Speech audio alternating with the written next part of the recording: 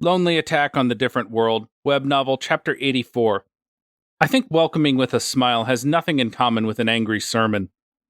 Day 34, The Faraway Labyrinth, 56th floor. Having had a hard time dealing with spike buffaloes of the 55th floor and the metal slugs of the 56th floor, we ended up still being stuck on the 56th floor. We only managed to advance 10 floors from the lowest floor Oda-kun's group had managed to reach on their own.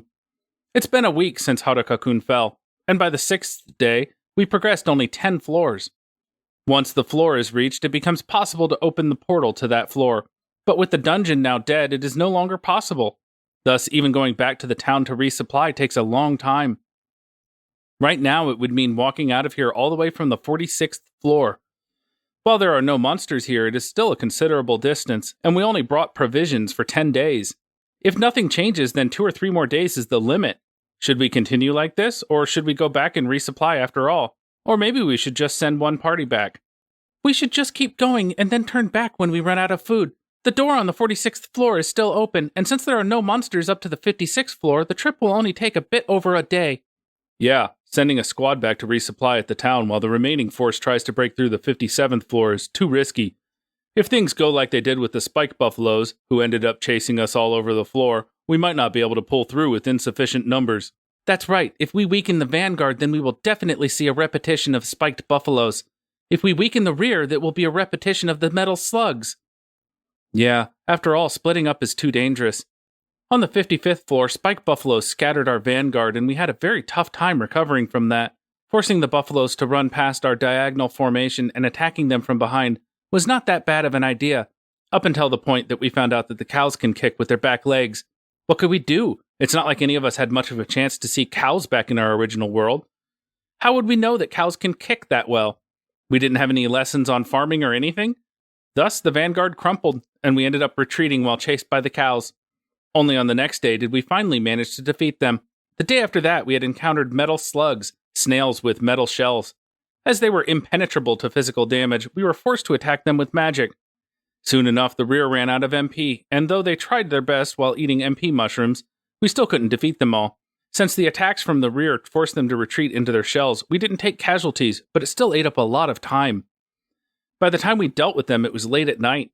The next day, we were supposed to attack the 57th floor, but we didn't even scout ahead, and we still needed more time to recover mana. I mean, we aren't Haruka-kun carrying tons of salt in case we encounter snails. Fighting with cyclopses, werewolves, and spike buffaloes did considerable damage to the equipment of the vanguard, so it was about time to repair it. Tomorrow we will scout the next floor, and depending on the enemies, might even temporarily retreat. After all, despite everyone's fighting at their limit, we only moved 10 floors. It will probably take 40 more floors before we will be able to reunite with Haruka-kun, and if there are actually more than 100 total floors, I don't even know how long it will take. Everyone, take a good rest. Tomorrow we will wake up a bit late and recon the next floor. If it seems dangerous, we will retreat for the time being. Everyone nodded. Looks like they understand, but no one actually said it out loud. No one wanted to voice that. The rear guard should eat first and go to sleep. Roger. Judging by their movements, it seems that everyone was exhausted, almost to the limit. We should go back. Everyone knew that. Tomorrow is the limit. Staying any longer is impossible. We are completely trashed after the 56th floor, and the monsters only keep getting stronger. To think that he managed to stay alive on the 100th floor, all on his own for the whole week. He must be in an even worse state than us.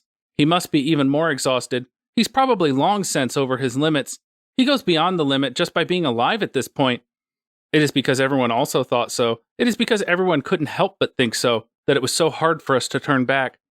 Though we might be at our limit, there is someone who is even further past his limit and yet keeps fighting. Even today, Shimasaki-san and the others once again level up. I wonder, what is the percentage of the experience that they get? Every time their levels rise, Shimasaki-san and the others look even more worried. But they seem to be rushed by this, because getting this much experience means that he is fighting monsters of that much strength and numbers. He must have long since passed his limit, desperately fighting all alone to return to us. Even if the dungeon only has 100 floors, the road ahead of us is still very long. We have to make appropriate preparations and revise our plans. That's why we have to retreat for now. Because we can't afford to lose the lives of everyone gathered here. They must be protected no matter what. The lives Haruka-kun saved by putting his own life on the line. We can't throw them away on the way to welcome him.